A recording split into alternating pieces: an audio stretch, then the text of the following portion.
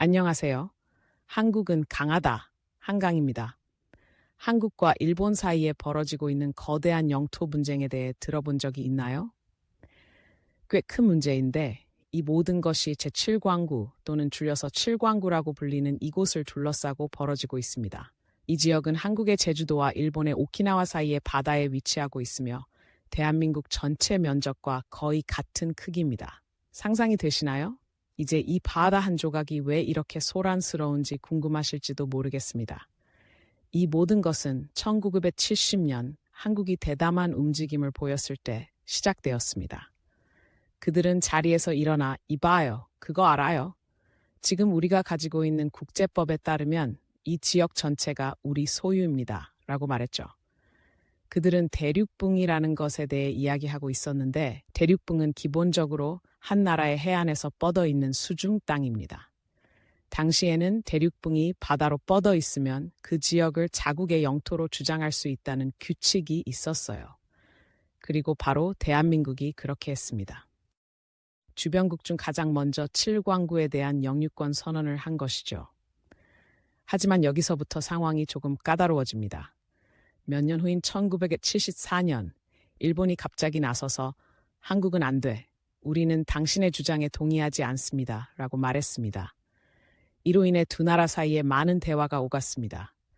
결국 양국은 2028년까지 모든 문제를 보류하기로 결정했습니다. 1978년 한일 대륙붕 협정이라는 협정까지 체결했는데 기본적으로 지금은 그냥 내버려두고 나중에 다루자는 것이었습니다. 2002년으로 넘어가면서 게임의 룰이 바뀌었습니다. 유엔 해양법 협약은 대륙붕을 사용하여 한 국가의 해양 영토를 결정하는 대신 해안거리 기준이라는 것을 사용하기로 결정했습니다. 이 새로운 규칙에 따르면 한 국가는 해안에서 최대 200캐리까지를 자국의 특별 경제구역으로 주장할 수 있습니다. 하지만 이 변경은 한국에 유리하게 작용하지 않았습니다. 7광구는 실제로 한국보다 일본 규슈섬에 더 가깝기 때문입니다. 따라서 새로운 규칙에 따라 일본은 기회를 포착하고 재빨리 이 지역을 차지했습니다. 하지만 한국은 물러서지 않았습니다. 1970년에 7광구를 처음 주장한 것이 자신들이었기 때문에 여전히 권리가 있다는 점을 지적했습니다. 게다가 그들은 몇 가지 증거를 가지고 있었습니다. 일본이 한국보다 먼저 7광구를 자국 영토로 주장한 적이 없다는 것을 보여주는 오래된 지도가 있었기 때문이죠. 그리고 일본 어선들은 이 지역에 들어오는 것을 아예 피했었다고 합니다. 양국의 긴장이 고조되면서 새로운 플레이어가 등장했는데 바로 미국입니다.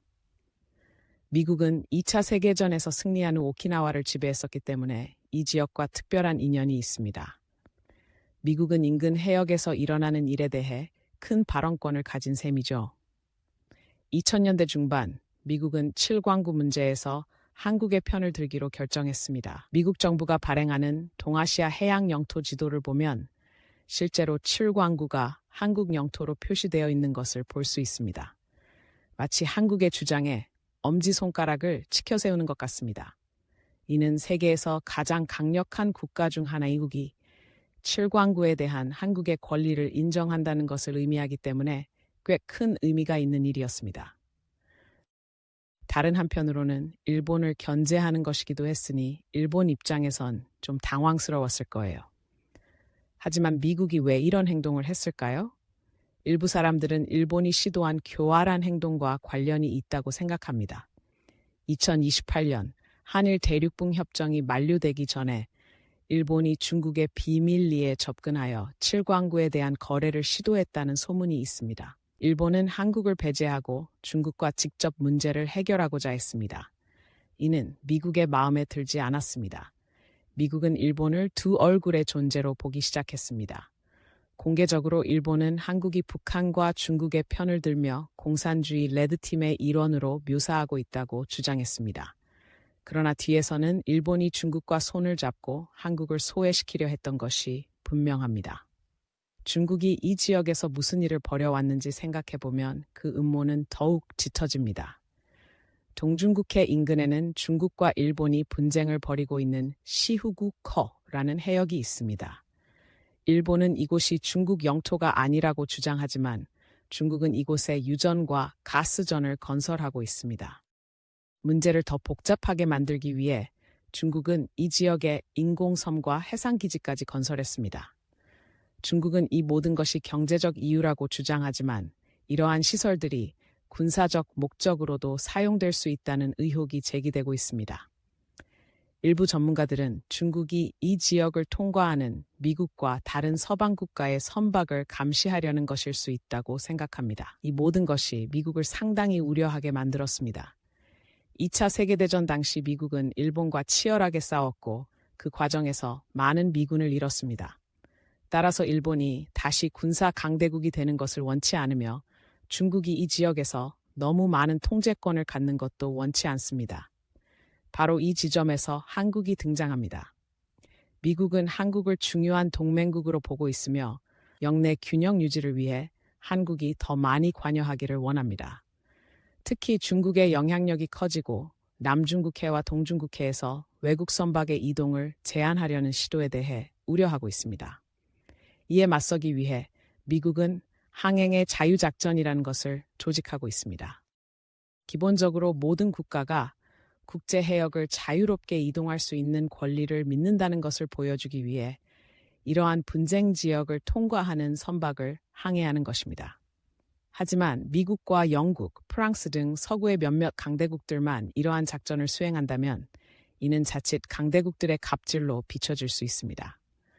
그렇기 때문에 미국은 한국의 동참을 간절히 원하고 있습니다. 한국은 피스메이커로 더 잘 알려져 있기 때문에 한국이 참여한다면 이 작전이 단순히 군사력을 과시하는 것 이상의 의미가 있다는 메시지를 전달할 수 있습니다. 여기서 7블록의 역할이 다시 부각됩니다.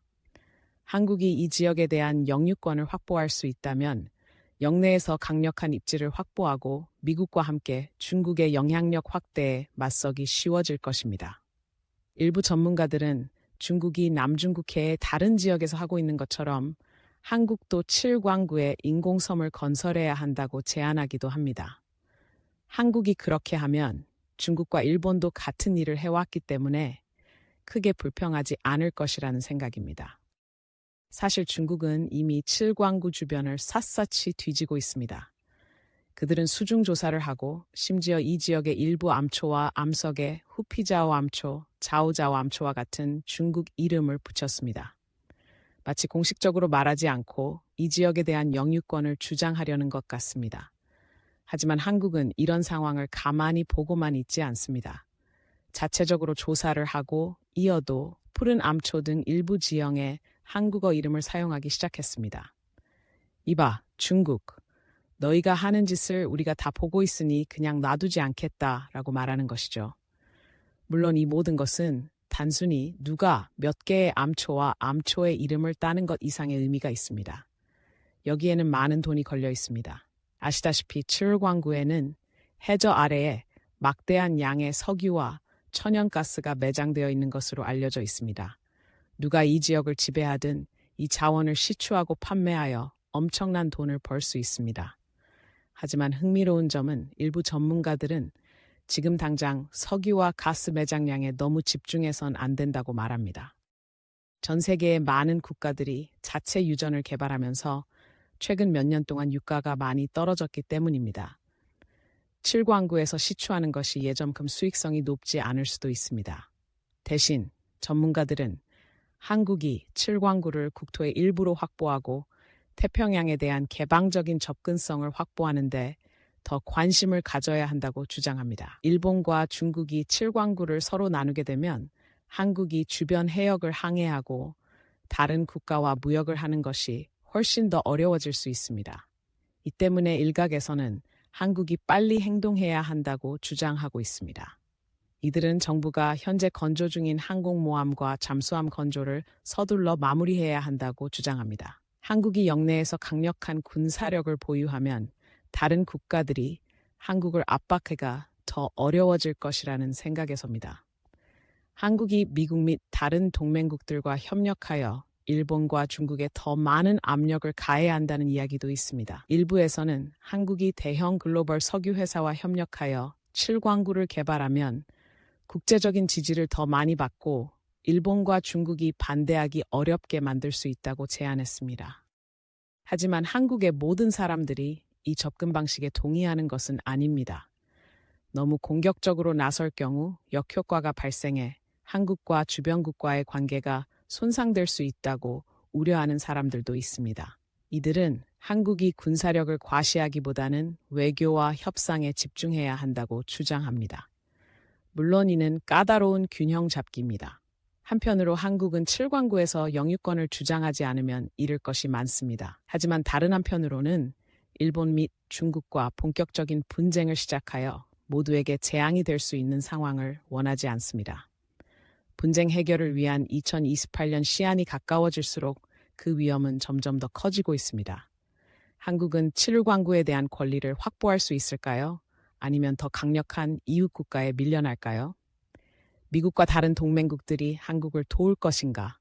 아니면 영내 미묘한 힘의 균형이 깨지는 것을 지나치게 걱정할 것인가?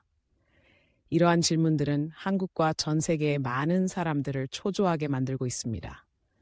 쉬운 답이 없는 복잡한 상황이지만 한 가지 확실한 것은 이 모든 것이 어떻게 전개되느냐에 따라 동아시아와 전 세계의 미래에 큰 영향을 미칠 수 있다는 것입니다. 지금까지 7광구를 둘러싼 대규모 영토 분쟁에 대한 이야기였습니다. 이 이야기는 음모, 높은 이해관계, 지정학적 책략으로 가득 차 있습니다. 이 모든 것이 어떻게 끝날지 누가 알겠습니까? 두고 봐야 할 것 같습니다.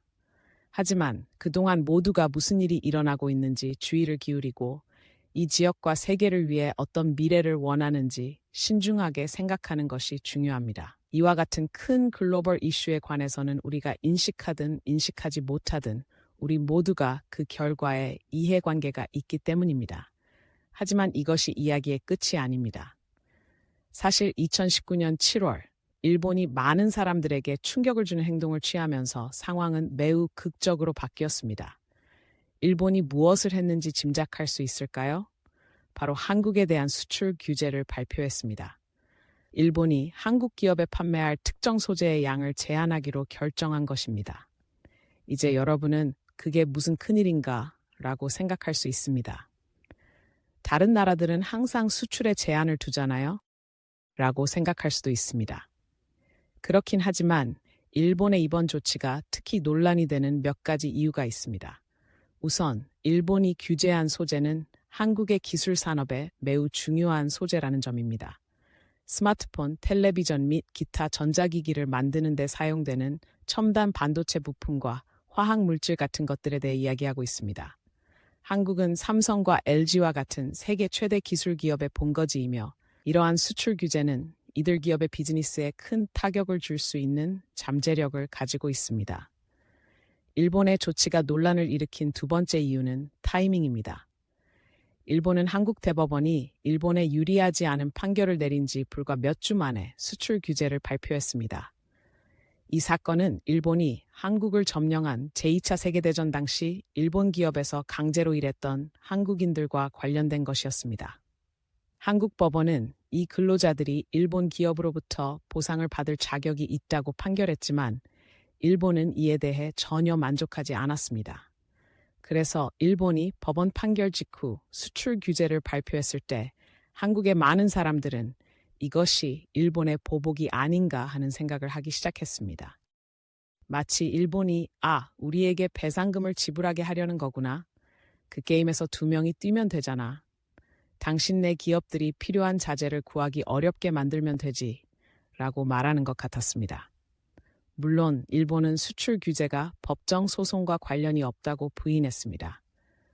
그들은 단지 국가 안보와 민감한 자료가 잘못된 손에 넘어가지 않도록 하기 위한 조치일 뿐이라고 주장했습니다. 하지만 많은 사람들이 그 설명을 믿기 어려웠습니다. 이 모든 일로 인해 한국은 큰 소란을 겪었습니다. 사람들은 일본에 대해 분노하고 좌절했고 일본 제품 불매 운동까지 벌어졌습니다. 일부 매장은 일본 제품을 진열대에서 빼기 시작했고 일본 자동차와 맥주 판매량이 급감했습니다. 하지만 한국 국민만 화가 난 것은 아니었습니다. 정부와 기업 리더들도 걱정했습니다. 수출 규제가 너무 오래 지속되면 한국 경제에 심각한 타격을 줄 수 있다는 것을 알고 있었기 때문입니다. 그래서 한국은 반격할 방법을 찾기 시작했습니다. 일본의 수출 제한 조치가 불공정하고 차별적이라고 주장하며 세계무역기구에 제소했습니다. 또한 자체 생산 능력을 개발하고 대체 공급업체를 찾는 등 향후 일본산 소재에 대한 의존도를 낮추기 위한 계획을 수립하기 시작했습니다. 한편 이러한 상황은 이미 긴장 관계에 있던 한국과 일본 간의 관계에 부담을 주고 있었습니다. 양국은 20세기 초 일본의 한국 식민 지배로 거슬러 올라가는 복잡한 역사를 가지고 있습니다. 그리고 최근 몇 년 동안 여러 분쟁과 의견 충돌로 인해 긴장이 고조되어 왔습니다. 가장 큰 쟁점 중 하나는 일제 치하에서 고통을 겪은 한국인들에 대한 보상 문제였습니다. 여기에는 법정 소송에서 승소한 강제징용 노동자뿐만 아니라 2차 세계대전 당시 일본군을 위해 사창가에서 강제로 일해야 했던 이른바 위안부도 포함됩니다. 한국은 일본이 더 많은 책임을 지고 이 피해자들에게 진심 어린 사과와 보상을 하도록 촉구해 왔습니다. 그러나 일본은 1965년 조약으로 이미 해결된 문제라며 이를 꺼려왔습니다. 수출 규제는 현재 진행 중인 분쟁의 불에 기름을 부은 것에 불과합니다. 마치 일본이 우리는 사과나 보상을 하지 않을 뿐만 아니라 다른 방식으로 여러분의 삶을 더 어렵게 만들겠다고 말하는 것 같았습니다. 몇 달이 지나면서 상황은 양국 모두에 타격을 입히기 시작했습니다. 한국 기업들은 필요한 소재에 대체 공급처를 찾기 위해 동분서주했고 일본 기업들은 한국에서의 매출이 감소했습니다. 외교와 협상을 위한 시도가 있었지만 진전은 더디기만 했습니다. 양측 모두 자신들의 입장을 굽히지 않았고 양국 간의 신뢰는 심하게 손상된 상태였습니다. 그러던 중 예상치 못한 일이 벌어졌습니다. 수출 규제가 처음 발표된 지 약 1년 후인 2020년 8월, 일본이 갑자기 핵심 소재 중 하나인 포토레지스트에 대한 규제를 완화하겠다고 발표한 것입니다. 포토레지스트는 모든 전자기기에 전력을 공급하는 작은 칩인 반도체를 만드는 데 매우 중요하기 때문에 이는 큰 문제였습니다. 한국 기업들은 이 소재의 대체 공급원을 찾기 위해 고군분투하고 있었기 때문에 일본이 다시 판매를 시작한다는 소식은 큰 안도감을 주었습니다. 그런데 왜 일본은 갑자기 마음을 바꿨을까요? 확실히 말하기는 어렵지만 몇 가지 이론이 있습니다. 어떤 사람들은 일본이 수출 규제로 인한 경제적 고통을 스스로 느끼기 시작했고 더 이상 수출 규제를 유지할 가치가 없다고 판단했다고 생각합니다. 다른 사람들은 일본이 한일 양국과 밀접한 관계를 맺고 있으며 양국이 이견을 해결하도록 독려해온 미국의 압력을 느꼈을 수 있다고 생각합니다. 이유가 무엇이든 이번 수출 규제 완화는 긍정적인 진전입니다. 한국과 일본이 분쟁을 해결하고 보다 긍정적인 관계를 구축할 수 있는 방법을 찾을 수 있는 기회가 아직 남아있다는 것을 보여주었습니다. 물론 쉽지는 않을 것입니다. 과거의 상처가 깊고 해결해야 할 어려운 문제들이 여전히 많이 남아있기 때문입니다. 진전을 이루기 위해서는 양측 모두 많은 인내와 외교, 선의가 필요할 것입니다. 그리고 지금이 바로 그 시점입니다. 수출 규제는 다소 완화되었지만 한국과 일본 사이의 근본적인 긴장과 불일치는 여전히 수면 아래에서 끓어오르고 있습니다. 이는 국제관계가 얼마나 복잡하고 취약할 수 있는지를 상기시켜줍니다. 지리, 역사, 경제적 관계로 밀접하게 연결된 두 나라 사이에서도 관계가 틀어지는 데는 그리 오랜 시간이 걸리지 않습니다. 하지만 불가능해 보일 때에도 다리를 놓고 공통점을 찾으려는 노력을 계속하는 것이 얼마나 중요한지를 일깨워주는 사례이기도 합니다. 결국 우리는 모두 함께 이 일을 하고 있기 때문입니다. 우리 모두는 이 지구를 공유하고 있으며 보다 평화롭고 번영하며 협력적인 세상을 만드는 데 이해관계가 있습니다. 여러분은 어떻게 생각하시나요? 한국과 일본이 서로의 차이를 극복하고 앞으로 더 강력한 관계를 구축할 수 있을 것이라고 생각하시나요? 아니면 과거의 상처가 치유하기에는 너무 깊다고 생각하시나요? 어려운 질문이고 쉬운 답은 없습니다. 하지만 한 가지 확실한 것은 전 세계가 이 이야기가 어떻게 전개될지 면밀히 지켜볼 것이라는 점입니다. 그리고 누가 알겠습니까? 다음 장에서는 우리가 전혀 예상하지 못했던 새로운 놀라움과 반전이 펼쳐질지도 모르죠. 하지만 지금은 여기까지만 살펴봅시다. 이번 장에서는 일본의 충격적인 수출 규제 발표부터 더 나은 미래에 대한 희미한 희망에 이르기까지 많은 내용을 다루었습니다. 다음 장에서는 현재 진행 중인 이 이야기의 또 다른 흥미로운 측면인 미국의 역할과 그들이 한일 관계의 까다로운 물살을 헤쳐나가기 위해 어떻게 노력해 왔는지에 대해 살펴볼 것입니다. 흥미진진한 여정이 될 것입니다. 그러니 계속 지켜봐 주시고 열린 마음으로 이 여정이 어디로 이어질지 함께 지켜봐 주세요. 역사, 정치, 국제적 음모를 통한 이 모험에 동참해 주셔서 감사합니다. 다음에 뵙겠습니다. 하지만 그거 아세요? 이 게임엔 우리가 아직 많이 이야기하지 않은 또 다른 플레이어가 있습니다. 누구일까요? 힌트를 드리자면 이 나라는 한국과 일본 모두와 오랫동안 우방으로 지내온 강대국입니다. 바로 미국입니다. 잠깐만요. 미국이 이 모든 것과 무슨 상관이 있죠? 라고 생각하실 수도 있습니다. 제가 말씀드리자면 미국은 많은 관련이 있습니다. 사실 미국은 두 친구 사이에서 중재자 역할을 하려고 노력하면서 이 사태 한가운데 있었습니다.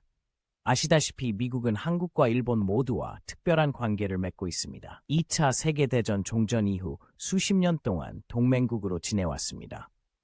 미국은 두 나라의 군사기지를 두고 있으며 무역에서 안보에 이르기까지 모든 분야에서 협력하고 있습니다.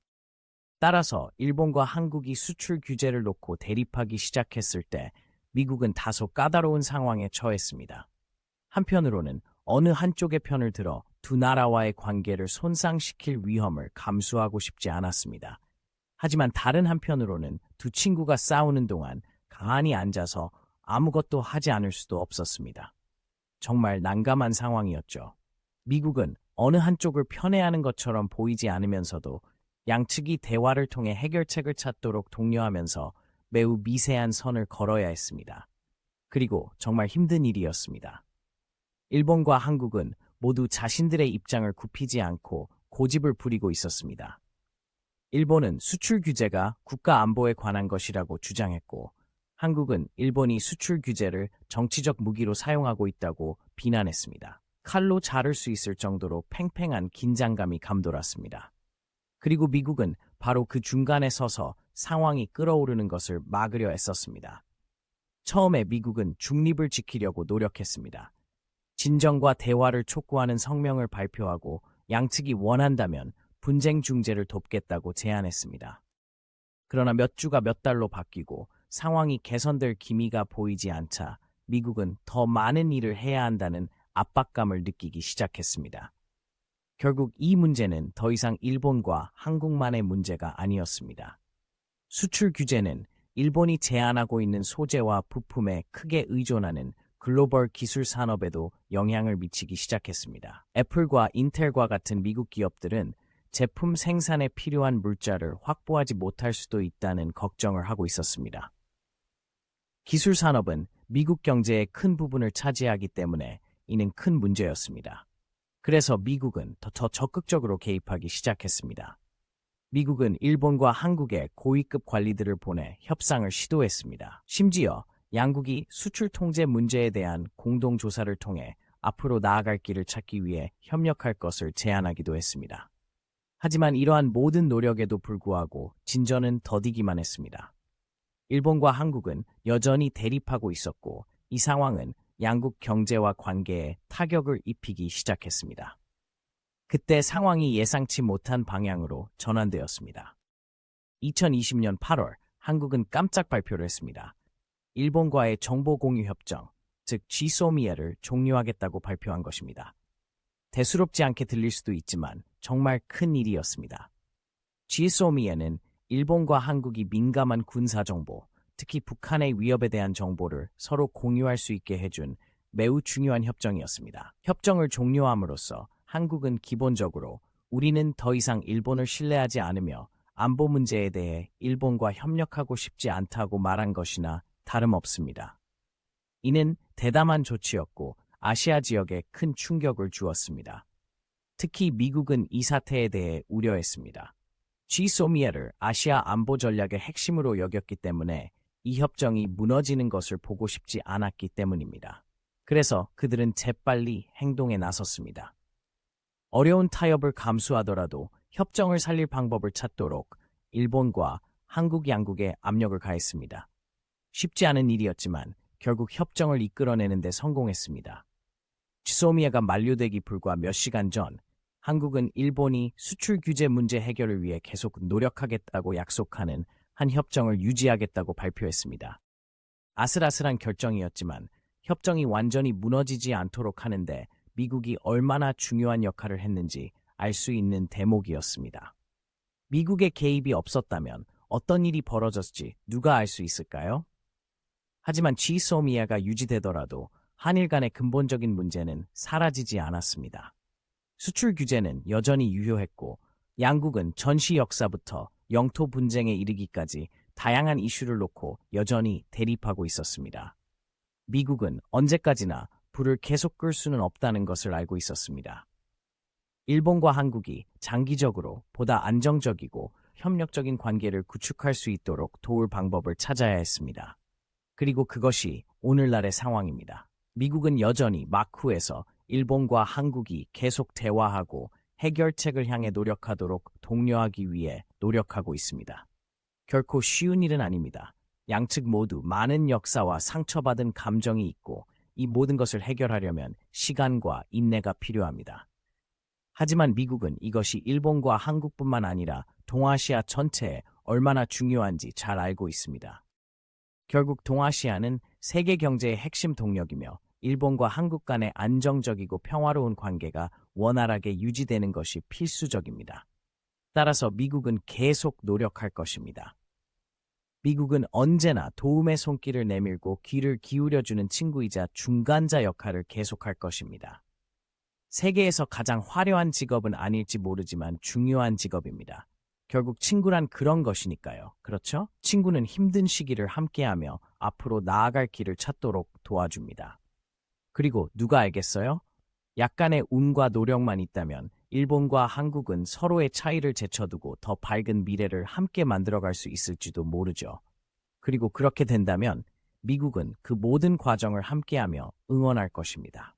자, 여기까지입니다. 미국이 가장 가까운 두 동맹국 간의 큰 싸움의 한가운데에 어떻게 휘말리게 되었는지, 그리고 그들이 탈출구를 찾도록 어떻게 돕고 있는지에 대한 이야기입니다. 쉬운 해답이 없는 복잡한 상황입니다. 하지만 이 모든 것에서 우리가 배울 수 있는 한 가지가 있다면, 때때로 우리가 할 수 있는 가장 중요한 일은 무슨 일이 있어도 친구를 위해 곁에 있는 것뿐이라는 것입니다. 하루가 끝나면 결국에는 그것이 정말 중요한 것이니까요. 정치나 자세가 아니라 우리 모두를 하나로 묶어주는 단순한 인간적 유대감 말입니다. 그리고 누가 알겠습니까? 우리 모두가 조금만 더 그렇게 생각하기 시작한다면 세상은 더 나은 곳이 될 수 있을지도 모릅니다. 국가가 서로 대립하는 것이 아니라 함께 협력할 수 있는 곳. 오래된 상처가 치유되고 새로운 우정이 피어날 수 있는 곳 말이죠. 큰 꿈이라는 거 알아요. 하지만 어딘가에서 시작해야 하잖아요. 그러니 믿음을 잃지 말고 더 나은 내일을 위해 계속 노력합시다. 우리가 함께라면 이루지 못할 일은 없으니까요. 하지만 이 모든 것을 생각하면서 일본과 한국이 애초에 어떻게 이 지경에 이르렀는지 궁금하지 않을 수 없었습니다. 물론 두 나라 사이에 의견 차이와 어려움이 있긴 했지만 뭔가 더 깊은 문제가 있는 것 같았어요. 그래서 제가 조금 조사해 본 결과 놀라운 사실을 발견했습니다. 일본과 한국의 라이벌 관계의 뿌리는 수백 년 전으로 거슬러 올라간다는 사실이 밝혀졌습니다. 하지만 그 이야기를 시작하기 전에 하나만 물어볼게요. 정말 친한 친구나 가족 중 도저히 친해질 수 없는 사람이 있었던 적이 있나요? 사소한 일로 늘 다투거나 아니면 도저히 원인을 알 수 없는 긴장감이 흐르고 있었을지도 모르죠. 일본과 한국이 바로 그런 나라입니다. 지리적으로, 문화적으로, 심지어 언어적으로도 매우 가까운 두 나라이지만 서로가 서로를 바라보는 눈은 같지 않은 것 같습니다. 재미있는 사실은 항상 그랬던 것은 아니라는 것입니다. 사실 한국과 일본이 꽤 긴밀한 관계를 유지하던 시절이 있었습니다. 한국은 일본의 멋진 오빠 같은 존재였고 풍부한 문화와 유구한 역사를 가진 일본이 정말 존경하는 나라였죠. 하지만 상황이 바뀌기 시작했습니다. 19세기 후반 일본은 근대화를 시작하고 국력을 확장하기 시작했습니다. 그들은 이웃 국가들을 동등한 관계가 아닌 잠재적인 식민지나 지배해야 할 영토로 보는 다른 시각을 가지기 시작했습니다. 바로 한국도 마찬가지였습니다. 1910년 일본은 한국을 공식적으로 병합하여 일본 제국의 일부로 만들었습니다. 그들은 한국의 근대화와 발전을 돕겠다며 한국을 위한 것이라고 말했죠. 하지만 현실은 훨씬 더 가혹했습니다. 일본의 통치 아래 한국인들은 자국 땅에서 2등 시민으로 취급받았습니다. 일본어를 사용하고 일본식 이름과 관습을 따르고 일본인이 소유한 공장과 기업에서 일하도록 강요당했습니다. 심지어 일본 정부는 책을 불태우고 유적지를 파괴하는 등 한국의 문화와 역사를 지우려 했습니다. 한국에는 정말 암울한 시기였고 그 시기의 상처는 오늘날에도 여전히 남아 있습니다. 많은 고령의 한국인들은 조부모님이 들려주신 일제강점기 생활에 대한 이야기와 그들이 겪은 고난과 모욕감을 아직도 기억하고 있습니다. 하지만 점령 그 자체만이 흔적을 남긴 것은 아닙니다. 그 시기에는 한국의 역사와 정체성에서 매우 중요한 사건도 몇 가지 있었습니다. 가장 중요한 사건 중 하나는 3.1운동입니다. 1919년 한국의 운동가들과 지식인들이 모여 일본으로부터 한국의 독립을 선언했습니다. 이들은 전국 각지에서 대규모 시위와 시위를 조직했고 수백만 명의 사람들이 참여했습니다. 일본 당국은 잔인한 무력으로 대응하여 많은 시위대를 체포하고 심지어 사살하기도 했습니다. 하지만 이 운동은 한국인의 정신에 큰 영향을 미쳤습니다. 한국인들은 일본의 통치를 단순히 받아들이지 않았고 자유와 정체성을 위해 싸울 준비가 되어 있음을 보여주었습니다. 또 다른 중요한 순간은 2차 세계대전이 끝날 무렵에 찾아왔습니다. 일본은 나치 독일과 다른 추축국들의 편에서 싸웠고 전쟁에서 패하면서 한국에 대한 통제권도 잃었습니다. 하지만 여기서부터 상황이 조금 복잡해집니다. 한국은 소련이 점령한 북쪽과 미국이 점령한 남쪽의 두 점령 지역으로 나뉘어 있었습니다. 언젠가는 양쪽이 합쳐 하나의 독립된 대한민국이 될 것이라는 생각이었죠. 하지만 우리 모두 알다시피 그런 일은 일어나지 않았습니다. 대신 분단은 더욱 굳어졌고 1948년 북쪽에는 조선민주주의인민공화국, 남쪽에는 대한민국이라는 두 개의 국가가 세워졌습니다. 그 순간부터 남북한은 항상 전쟁의 유령이 도사리고 있는 긴장과 갈등의 상태에 갇혀 있었습니다. 그리고 미국의 가까운 동맹국이자 과거 식민지 강국이었던 일본은 종종 그 사이에 끼어들곤 했습니다. 하지만 일본과 한국의 관계를 복잡하게 만든 것은 식민지 시대의 유산만이 아니었습니다. 점령이 끝난 후에도 전시 잔혹 행위와 역사 정의에 대한 의문은 오랫동안 계속되었습니다. 가장 고통스럽고 논쟁적인 문제 중 하나는 이른바 위안부 문제였습니다. 제2차 세계대전 중 일본군은 수천 명의 여성을 강제로 모집하거나 강요하여 군 매춘업소에서 성노예로 일하도록 했습니다. 수십 년 동안 일본 정부는 이 어두운 역사의 한 장을 인정하거나 사과하지 않았습니다. 그러나 1990년대에 한 무리의 한국 할머니들이 자신들의 이야기를 전하고 정의를 요구하기 위해 나섰습니다. 많은 한국인들이 일본이 과거의 범죄를 속죄하기 위해 더 많은 일을 해야 한다고 느끼면서 이 문제는 양국 간의 큰 긴장의 원인이 되었습니다. 2015년이 되어서야 양국 정부는 이 문제를 해결하기 위한 공식적인 합의에 도달했고 일본은 생존 피해자들에게 보상을 지급하기로 합의했습니다. 그러나 그 합의조차도 일본의 책임을 인정하거나 피해자들에게 진정한 정의를 제공하는 데 충분하지 않다는 일부 비평가들의 주장으로 논란의 여지가 있었습니다. 그리고 그 당시의 상처는 여전히 많은 한국인들에게 생생하게 남아있으며 많은 한국인들은 이를 양국 간의 더 큰 역사적 불의와 힘의 불균형을 상징하는 것으로 여깁니다. 이렇듯 일본과 한국 간의 경쟁의 뿌리는 깊습니다. 단순히 경제적 경쟁이나 정치적 의견 차이의 문제가 아니라 역사적 트라우마, 문화적 차이, 해결되지 않은 불만 등이 복잡하게 얽혀 있습니다. 하지만 동시에 두 나라를 하나로 묶어주는 많은 요소도 있습니다. 양국은 모두 번영하는 경제와 활기찬 문화를 가진 민주주의 국가입니다. 두 나라 모두 인구 고령화와 급변하는 세계라는 도전 과제에 맞서고 있습니다. 그리고 두 나라 모두 같은 지역의 평화와 안정을 유지하는 데 깊이 투자하고 있습니다. 최근 몇 년 동안 일본과 한국 사이에는 문화 교류와 협력의 멋진 사례들이 있었습니다. 방탄소년단이나 블랙핑크와 같은 밴드가 일본을 포함한 전 세계에서 팬을 확보하면서 한국 대중음악, 즉 K-팝은 세계적인 현상이 되었습니다. 비즈니스 세계에서도 반도체부터 스마트폰, 재생에너지에 이르기까지 모든 분야에서 일본과 한국 기업이 점점 더 협력하고 있습니다. 양국의 자원과 전문성을 모아 글로벌 무대에서 경쟁할 수 있는 방법을 찾고 있습니다. 그렇다면 일본과 한국의 미래는 어떻게 될까요? 확실히 말하기는 어렵습니다. 과거와 현재 모두 극복해야 할 도전과 장애물이 여전히 많기 때문입니다. 하지만 희망의 이유도 많다고 생각합니다. 양국의 젊은 세대가 성인이 되면서 새로운 관점과 새로운 아이디어를 제시하고 있습니다.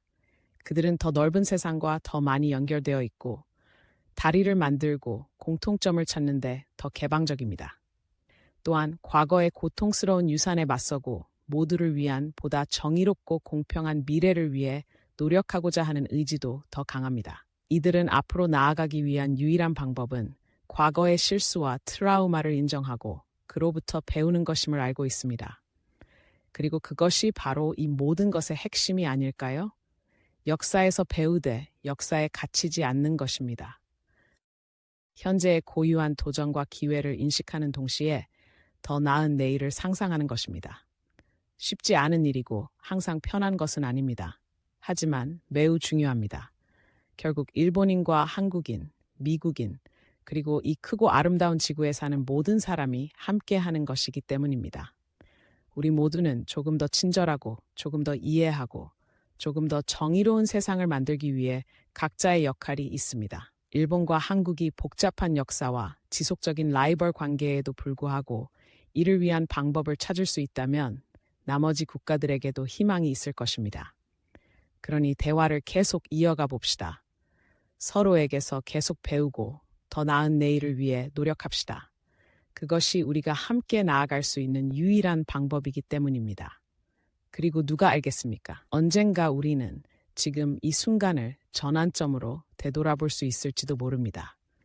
일본과 한국이 서로의 차이를 제쳐두고 정말 특별한 무언가를 만들 수 있는 방법을 찾은 순간 말입니다.